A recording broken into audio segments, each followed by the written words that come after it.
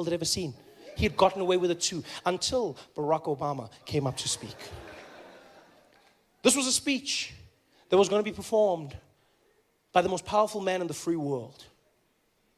90 million people watching that speech.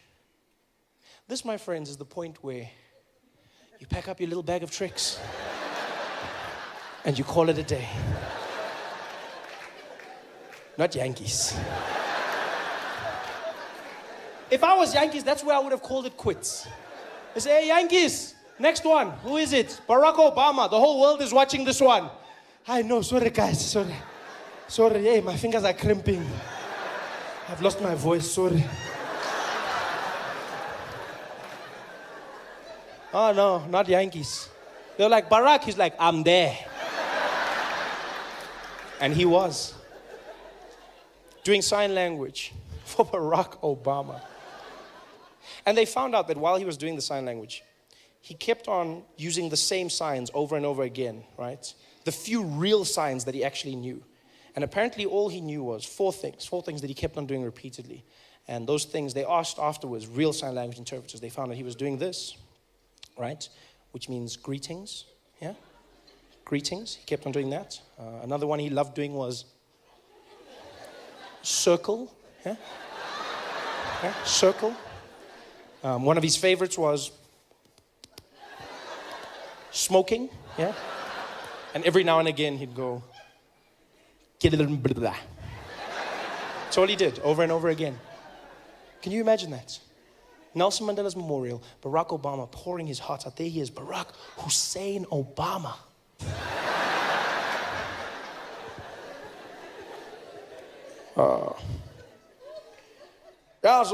As Americans, Nelson Mandela's a man that showed that through peace, you could free not only the prisoner, but also the guard. Nelson Mandela's a man, he's beyond a man, he's a legacy. A legacy I could never aspire to be, but we can all look towards. And for me, Nelson Mandela showed that sometimes in life, you gotta go the hard way. Say the things that matter. And always remember to do what counts. I could never be Nelson Mandela. Can you imagine how horrible it must have been for every single deaf person watching that speech? Imagine what it must have been like as a deaf person watching that at home, sitting there. That must have been the craziest thing they've ever seen in their lives. Deaf people just watching going,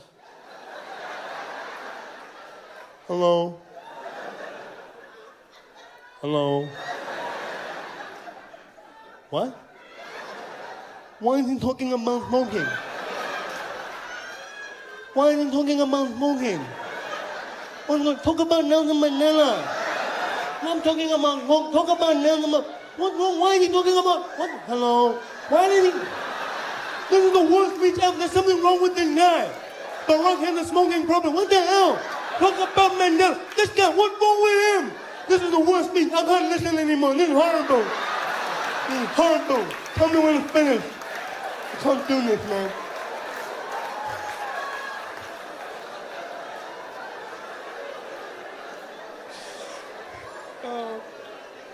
That speech must have been ridiculous. By the way, that's only the second time I've ever told a joke about deaf people, ever. Only the second time. Told one joke when I was starting out in comedy and then I stopped because I believed you shouldn't make jokes about disabled people. It's the wrong thing to do. It's wrong, you know. And I never did it again until one day my life changed. I got asked to do a show in Sun City. I was asked to do a show.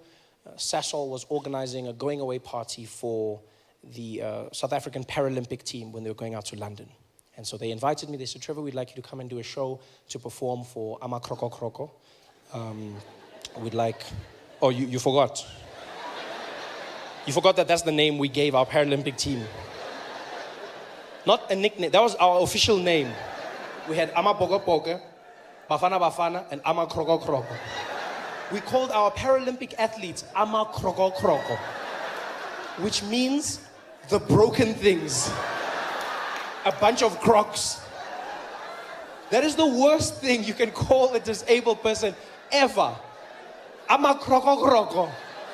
That is what we call. You can't Ama Kroko. That's probably what Reva said to Oscar that night. That's the only thing I can think of. Don't you call, I'm a crocodile. Ah! I'm a...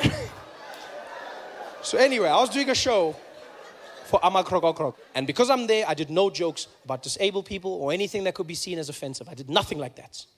And after the show, I was meeting some of the guys. Everything went well. And one of the athletes came up to me, and I'll never forget this till the day I die. He came up to me, and he was partially deaf. And he introduced himself, and he was a fan, a great fan. And he was like, hey, Trevor. Hey, man, how are you? I said, hey, how you doing, buddy? How are you? Good to meet you. Good. He said, yeah, man, great to meet you. Great to meet you. I'm a big fan. I said, oh, thank you. Thank you very much. Thank you. He said, yeah, dude, like, I love your stuff. You know what? You should have subtitles because, you know, sometimes I don't get it because I'm partially deaf. I was like, oh, I didn't even notice. Yeah, it's cool. Yeah, I didn't even know. I just thought you had an accent. That's cool, man. That's nice to meet you. He said, yeah, that's cool, man. I didn't have a question if you don't mind. I said, yeah, go ahead. He said, how come you never tell jokes about deaf people? So I'm sorry, what? I don't tell jokes about deaf people. He said, yeah, how come you never tell jokes about deaf people? I said, what do you mean? He said, well, you tell jokes about everyone. Short people, black, white, everyone. But I've never heard you tell a joke about deaf people. Why? So you've never heard me tell a joke about deaf people? Yeah. No, man, not like that, you stupid. No, man, you're an idiot. I said, no, dude, I don't know. I don't make jokes about deaf people. He said, yeah, why not? I was like, because I shouldn't make jokes about deaf people because if I did that, then deaf people would be hurt and they would be offended. Why would we be hurt? It's not like we don't know we're deaf. So I thought I was protecting you. Protecting us from what? From laughing. We also want jokes. We're deaf. Yeah, we know we're different, but we still want the same things. I was like, yeah, but you know what's funny is you say I must make jokes, right? But even if you're cool with it, you know who will complain? People who can hear. Yeah, they'll complain on your behalf because that's what people do. They get offended for other people. They'll be the ones going, oh, Trevor Noah's an asshole. He made jokes about deaf people. You're like, so? Why do you care? I said, because it hurts. It hurts. He's like, dude, you're a comedian. Suck it up. It's easy for you. No, dude, just make the joke. If the jokes are funny, people will laugh and then we move on. I was like, yeah, you know what? You say that. But then what do I do if they complain? He's like, dude, if they complain, then complain. Okay? You know what? Go do the joke. Go do the joke. And then, if they complain, you must do what I do. I was like, what do you mean? He's like, just don't listen. You know one of the biggest things we don't appreciate in South Africa, I've learned to appreciate it since I moved to the US, is what a civil relationship we have with our police. We can fight with our police when they stop us with not one thought in your head of losing your life. That's a luxury in America. I didn't even think about that. I just moved to the US to start working on The Daily Show. And one day I was driving and I got pulled over by a policeman, right? And I get pulled over by this policeman. And being pulled over by the police in America is a stressful experience because they make it a game show where you've got to try and figure out what's going on. In South Africa, it's simple, straight to the point. You get pulled over, the Metro Police comes there, he tells you, my friend, you were speeding. License, letter, license, plus no seatbelt, license.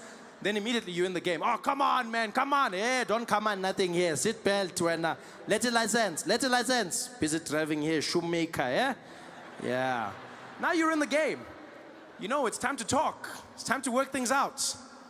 In America, they don't play that game. Policeman walked up to my window. I was sitting in the car.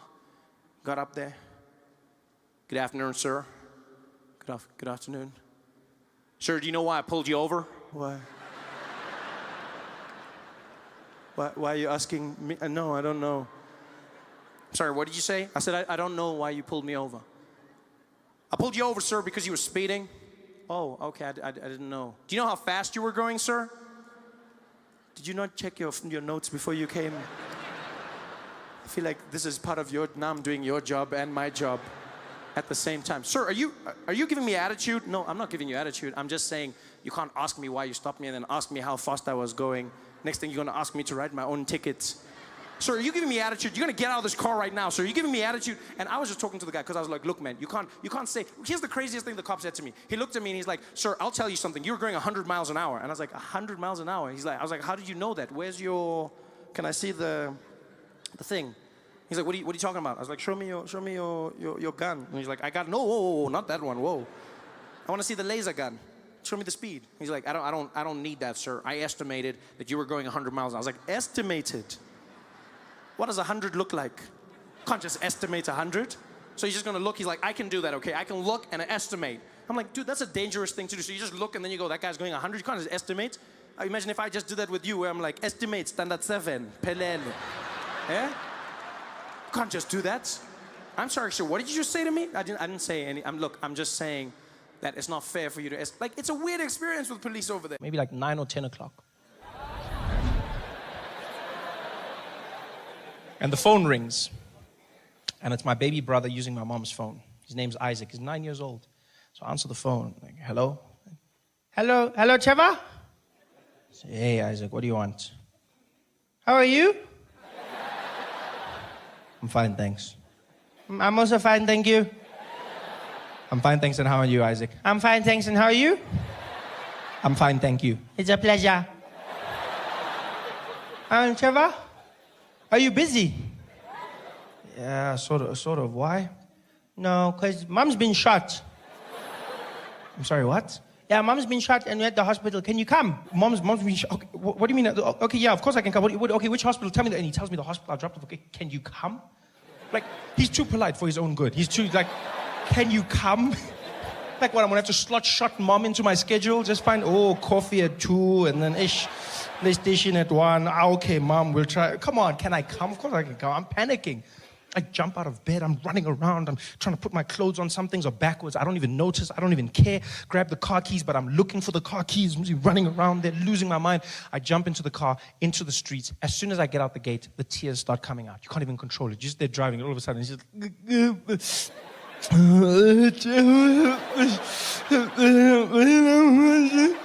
I'm driving, I'm trying to hold it back, but then I get to the traffic lights, the robot is red, and I just let it out. It just comes out. No,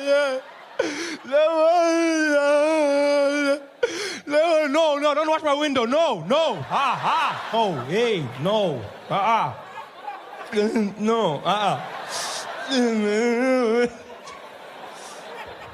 And there I am, driving to the hospital like a madman. I get there, jump out the car. My brother's standing there, the emergency section. I see him outside. He's just standing like nothing happened, looking around. I go, Isaac, what happened? He's like, Mom's getting shot. She's inside. So I'm like, okay, are you okay? He's like, Mom was shot, not me. No, that's not what I'm saying, you idiot. Whatever, I'm coming back. So I run inside. My mom's in the prep area. All the doctors are standing around her. There's blood everywhere. I'm looking at the doctors. And just by the way, doctors are not as good looking as they are on those TV shows, eh? No, like they set the bar really high. Because I was shocked. I ran. I was like, what the hell's... So, sir, you need to leave. I said I was sorry. Come on. This is what's happening. Like, no, sir, you can't be here. Please leave. Please. I'm like, whatever. Okay. So I go outside. The nurse comes to me. She's like, Mr. Noah? I said, yes. Okay, Mr. Noah, we've got your wife stabilized right now. And I said, my wife? She says, yes, that's Mrs. Noah, right? Yes, that's my mom. Oh, I'm sorry. I thought, why would you think she's... Come on. Hold on. You think I would... I mean, she's cool, but I mean, like, have you seen the girls? I should show you the pic. Oh, well, I'll show you the pictures afterwards. What's going on? She's like, okay, Mr. Noah, your mom's just been stabilized, and we're going to have to start thinking about surgery. She's been shot in the head, and she's been shot in the lower buttocks region. This is a very serious thing. I'm like, yes, it is. Okay, so what's happening? Well, we just found out that she doesn't have medical aid. So what? She says, yeah, she doesn't have medical aid. Now, my mom always had medical aid, always. But now, it turns out she canceled it a few years ago. I didn't know this. She canceled it because she never gets sick. You know those people? I just never get sick. I never get sick, Trevor. I never, ever get sick. I don't know why I have this. I never get sick. Yes, but you didn't think of bullets. No medical aid. So I said to the nurse, well, what does this mean? She says, well, Mr. Noah, it means we're going to have to put her back in the ambulance and send her to a public hospital. So, but she's bleeding now. You can't say. She says, I'm sorry, so that's all we can do. She has to go to a public hospital. Now I'm panicking. I mean, public hospital? Normally a good place to go. Normally, you know. But now what's happening is there's just misadministration of funds. Like money's going missing. You don't know what's happening. They don't have the right equipment. Now I'm picturing guys trying to fix my mom. There's the doctor. Give me a scalpel. We got a spare now. Ah, okay, bring it. Oh, at least it's a shifting. Okay, let's try something. I'm stressed. So I say, well, what do we do without medical aid? She says, well, there's nothing, sir. I said, well, what if I give you the money? She says, well, you don't know how much it'll cost, so you can't, unless you give us your card, and then we just work from there. So we'll take my card. Here's my credit card. She goes, sir, it can get very expensive. I said, this is my mom. This is my mom. Use the money. Go. She goes, you can tell me it's expensive. This is my mother we're talking about, you know? I realized through all of this, I've just neglected my brother. He's been standing there the whole time with his big eyes. So I'm like, hey, Isaac. Hey, Isaac. What's on your mind, man? Are you okay, big boy? He's like, Trevor, can I come to your house and play PlayStation later today? How are you going to ask me about PlayStation? Your mom has just been shot. You can't be asking me about what the hell is wrong with you, you stupid child. You know what? You're never going to play PlayStation ever again. Ever. No play PlayStation for you ever in your life. Ever. Go away. Go sit down and think about what you just... PlayStation, you're going to ask me. How the hell is going to ask me about PlayStation? The nurse comes back. She goes, okay, Mr. Noah, we just used 900 Rand for some blood tests. I'm like, okay, why are you telling me this? Yeah, because it's 900. This is my mom. Use the money. Go. She goes away. I'm like, 900 Rand. How are you going to tell me about that? She comes back again. She's like, Mr. Noah, we need 2,000 Rand for some x-rays. This is my mom, not a pair of jeans. Use the money. Go. She goes away. I'm like, this is my mom's going to die. Asking me questions here. Busy asking me, my mom's going to die. My mom's going to die. That's all I'm saying. And I say it. My brother hears me. He starts crying. I'm like, Isaac, I'm sorry. Are you okay? Are you okay? He says, I'm not okay.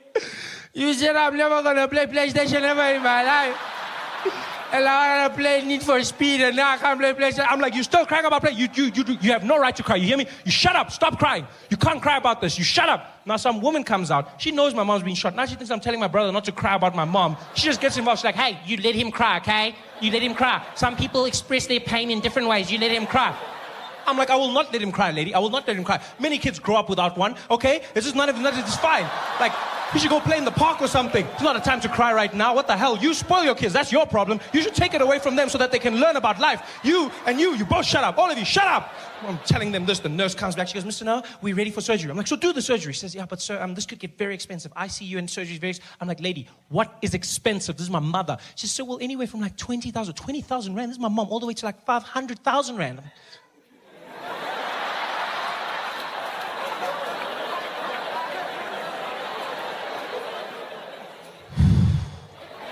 Yo, but she's lived, eh?